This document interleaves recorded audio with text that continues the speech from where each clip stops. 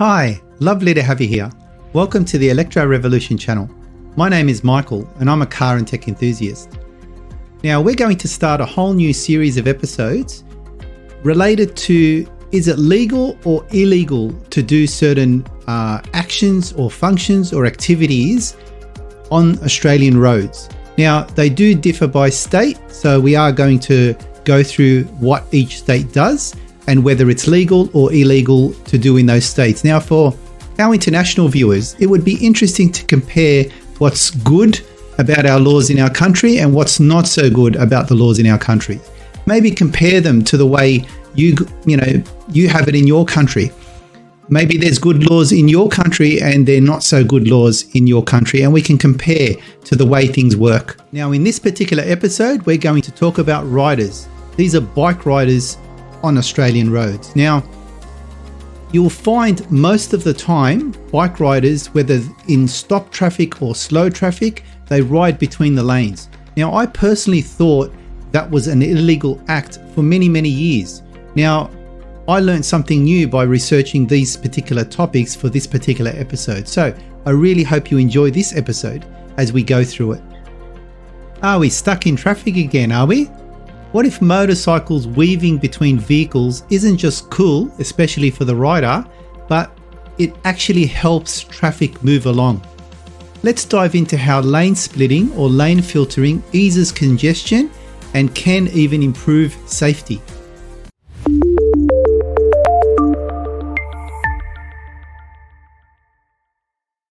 What's the difference between lane splitting and lane filtering?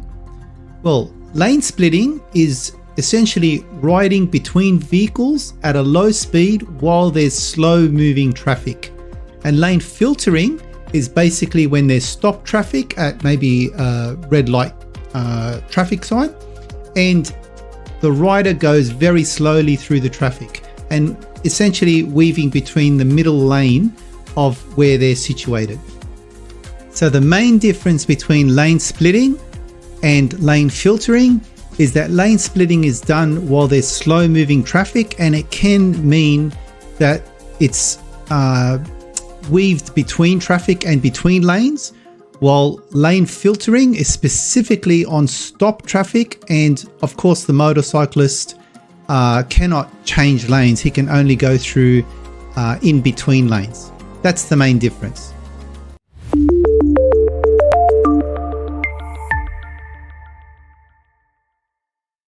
So let's discuss now how it eases traffic. So what we know about motorcycles is they're significantly smaller than actual passenger vehicles, trucks, or other vehicles like SUVs and things like that. They're very much smaller, and because of that reduced length, then even when they're stopped in traffic, they still, even though they take up a little bit of space, they still take up space, which means that there's more distance and more length required at stop signs, at traffic lights and things like that. So if they don't actually exist there, then what we'd know is that there'd be bumper to bumper traffic, but no wasted space, because a lot of these riders would then be right at the front of all the other vehicles. So to give an example, in Belgium, a study was done and it found that if only 10% of vehicles on the road in their country were replaced by motorbikes, then that would actually reduce congestion by 40%. It would allow for smoother traffic flows, and it would also mean less carbon emissions in their atmosphere. So what we know is when motorbikes aren't standing still within traffic of other vehicles, this frees up space for other motorists and it cuts overall delays.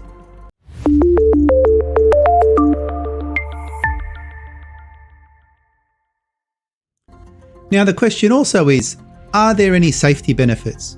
Well, there are actually a lot of safety benefits for the riders themselves, because what it's found is that rear end collisions on the riders themselves are less likely to occur when they actually lane splitting or lane filtering, because they're moving instead of sitting behind vehicles and potentially having another car drive into the back of them.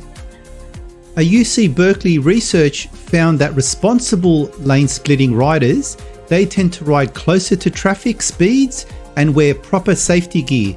These are factors that contribute fewer serious injuries to both the vehicles themselves and the riders themselves.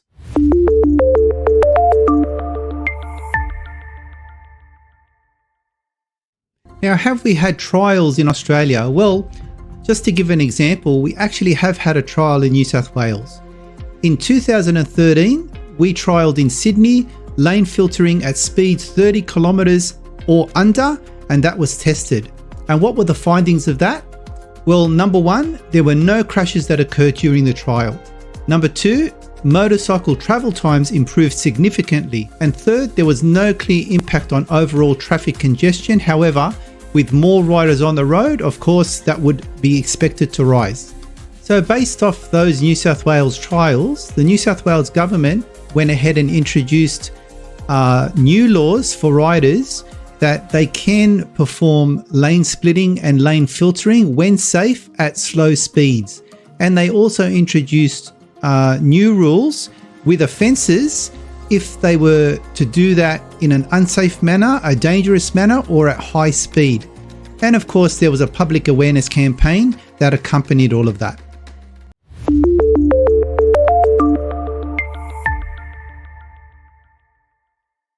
Now let's talk about the legality landscape on this and how it is in Australia, and I'll give a couple of examples also overseas. Now, generally speaking, in Australia, lane splitting and lane filtering by a bike rider is completely legal nationally, but there are a few conditions that need to be met. So let's now go through state by state what the specific rules are. So for New South Wales, lane filtering is legal at speeds of 30 kilometres or less for fully licensed riders only. Filtering is not allowed next to the curb, parked vehicles, in school zones, between traffic flowing in the opposite direction, or when it is considered not safe to do so. In Victoria, lane filtering is legal at speeds of 30 kilometres per hour or less. Filtering is not allowed next to the curb, between traffic flowing in the opposite direction, or when it is not considered safe to do so. Vic Roads only specifies that it is illegal for learner drivers. Queensland, lane filtering is legal at speeds of 30 kilometres per hour or less for fully licensed riders only.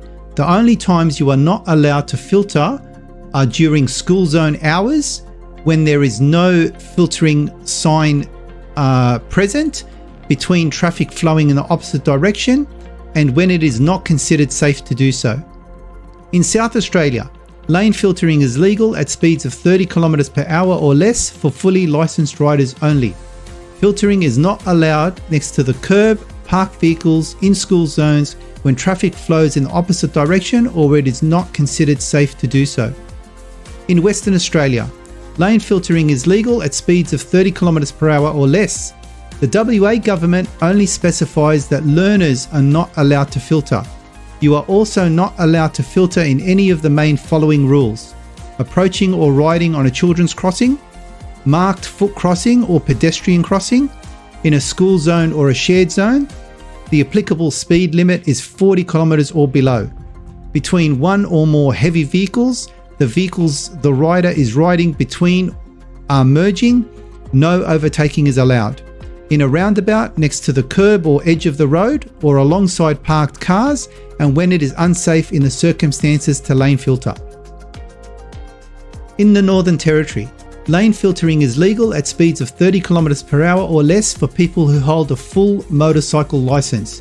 It is also not permitted if it is not safe to do so, such as next to a curb or a parked car, or during school zone times. In the Australian Capital Territory, lane filtering is legal at speeds of 30 kilometres per hour or less for fully licensed riders only. Filtering is not allowed next to the curb, parked vehicles, in school zones, when traffic flows in the opposite direction or when it is not considered safe to do so. And lastly, in Tasmania, lane filtering is legal at speeds of 30 kilometres or less for fully licensed riders only. Filtering is not allowed next to the curb, parked vehicles in school zones when traffic flows in the opposite direction or when it is not considered safe to do so. So generally we see here that they're very, very similar between states. So having looked at just some examples overseas, I noticed that only California explicitly legalize lane splitting. And of course, they also need it to be done in a safe manner and at low speed. But other states like Utah, Arizona, Montana, Colorado, and Minnesota, they've legalized filtered movement in stop traffic, but they keep high-speed lane splitting illegal. So, if you remember the difference between lane splitting and lane filtering, they make a distinction in those particular states on what's legal and what's not legal. Let us know what happens in your country with this, if you know, of course. And now to give us a quick summary of why it's actually allowed. Number one, the traffic flow benefits. Motorcycles, they take up less space, more than cars, of course, and when waiting in a lane, that reduces the traffic flow. Filtering, that removes them from queues, leaving more road space for cars. And of course, we discussed in our New South Wales trial what happened overall. It includes efficiencies at intersections because motorbikes, they accelerate quickly off the traffic lights, unlike cars. And that, of course, clears the space and reduces bottlenecks at the traffic lights when on a standstill. And of course, we've got the safety improvements. Now, what we know is 48% of riders, they reported feeling safer when filtering.